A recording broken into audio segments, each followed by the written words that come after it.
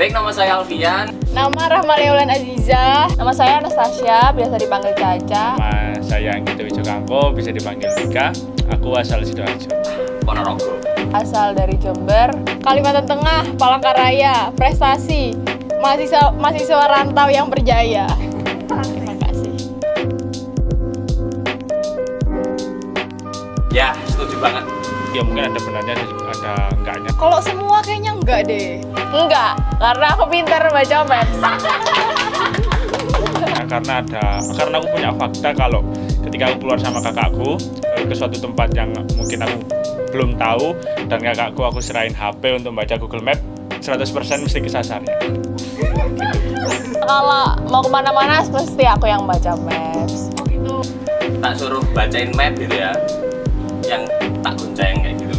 Siapa aja? Pasti nggak bisa baca. Siapa aja yang Pasti ada lah cewek-cewek di luar sana tuh yang lebih pinter baca maps gitu, yang mungkin suka touring dan lain-lain. Ada yang bisa baca dan ada yang enggak sih emang. Tapi menurutku nggak bisa itu bukan nggak bisa, tapi dia tuh nggak paham kayaknya. Kayak beloknya itu kan kadang lebih ini kan, lebih lama gitu kan, nggak sesuai sama rutenya yang kita ambil gitu. Jadi mungkin nggak bisa ngira-ngira sih, lebih tepatnya kayak gitu. Emang cowok bisa? Cowok itu bisa. Bahkan sebelum belok itu ya, 100 meter, 200 meter itu, oh bariki, oh ada gang, oh ada ini, itu pasti bisa. Pernah? Belum pernah sih soalnya. Karena kalau aku pakai Google Map sebelum aku jalan mesti aku pelajarin dulu jalannya bagaimana, terus arahnya gimana. 90% lah, itu pasti muter-muter sih. Nggak pernah. Kalau dibacakan oleh teman banyak kesasarnya, terutama kakakku, kakakku cewek.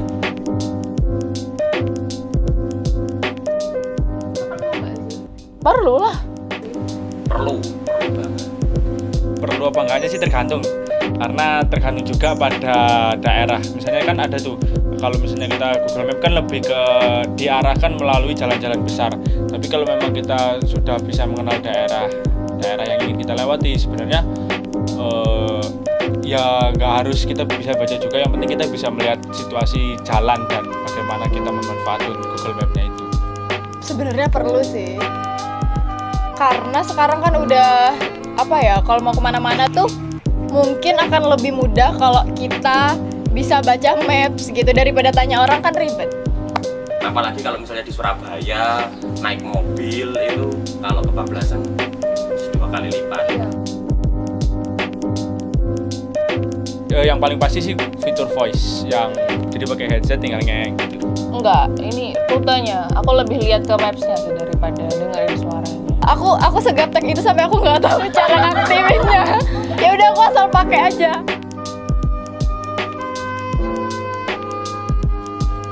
Kalau misalnya kalau aku berangkat dengan jalan yang sama, aku cenderung akan memakai 2-3 kali. Nggak tahu, aku boleh kata-kata kasar nggak sih? Iya boleh. Aku goblok lah ngapalin jalan. Langsung ngapal lah aku. Pertama kali waktu ke Surabaya itu kan, aku nggak pernah kan ya ke Surabaya motoran. Terus coba sekali, hafal langsung. Enggak lah, jelas enggak. Pasti kalau beberapa kali lewat baru hafal. Pernah nggak kayak ada cewek yang hafal gitu kalau pulang kita berangkatnya sama kamu pulang mereka? Kalau pengalamanku sih ada, temanku ada, kakakku juga. Ya kadang sama seperti aku sih. Soalnya kan kalau kemana-mana kan mesti minta ditemenin gitu, kakakku.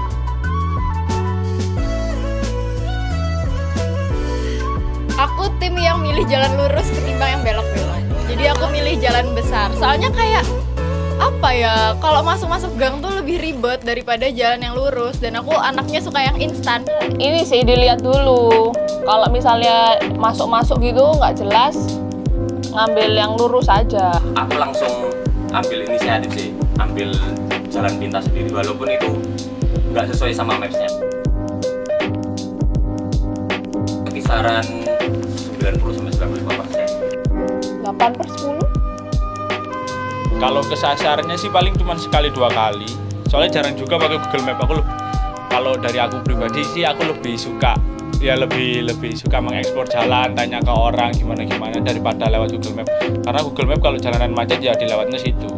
Kita nggak bisa tahu alternatif jalan yang mungkin lebih seru, banyak ground jalannya, atau mungkin bisa ngelewatin kampung-kampung gitu. Dari 10 kali nge-maps itu kayaknya cuma 3 kali deh yang berhasil langsung dapat.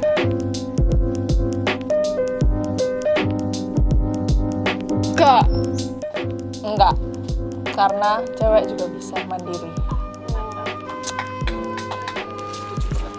Cowok selalu ya? Selalu. Enggak juga sih, karena tergantung lagi pribadi itu pernah melalui jalan itu apa enggak. Kalau berhubungan dengan Google Map tuh Itu lebih baik daripada dibantu sama cewek. Dan kalau dibantu sama cewek itu nggak kok malah kita merasa terbantu tapi malah membebani. Apa ya, aku nggak sepenuhnya setuju sih, karena menurutku kayaknya itu skill tiap-tiap individu deh, nggak terbatas dari gender kalau menurutku. Aku nggak setuju sih sebenarnya sama stereotip kalau cewek tuh nggak bisa baca maps, karena menurutku bisa tidaknya seseorang itu baca maps itu nggak terikat pada gender gitu. Mau kamu cewek, mau kamu cowok, kamu punya kemungkinan yang sama untuk nggak bisa baca maps maupun juga belajar baca maps kayak gitu. Tak kira cuman ya pemikiranku aja. Ternyata beberapa di Instagram, di TikTok itu banyak yang ngupload seperti itu. Oh ternyata di situ aku malah mendapatkan data yang lebih valid gitu loh. Tak kira cuma pengalamanku aja sih. Ternyata memang banyak yang seperti itu. Pasti ada yang bisa baca map. Aku juga kenal beberapa teman-temanku cewek yang bisa baca map. Jadi ya kayak yang tadi kataku itu mungkin bukan nggak bisa baca, cuman nggak bisa ngira-ngira aja. aku nggak setuju sih, soalnya orang bisa baca map apa enggak itu tergantung lagi dia sering keluar ke jalan kayak, atau dia memang anak touring atau bagaimana, kan kembali lagi ke pribadinya tuh, ke pengalamannya juga sih seperti itu. Oke. Dadah. Dadah, makasih. Bro, keluar itu gak mesti nggak Google Map bro, kon takon uang, kon kesasar itu sensasinya lebih mantep timbang kon budal langsung nang tujuan, kon gak ada sensasi ini bro. Kon budal macet emangnya ajo rah, itu sensasinya mantep bro. Jadi aja melulu nggak Google Map, mending takon uang lebih mantep, wis ngono ae.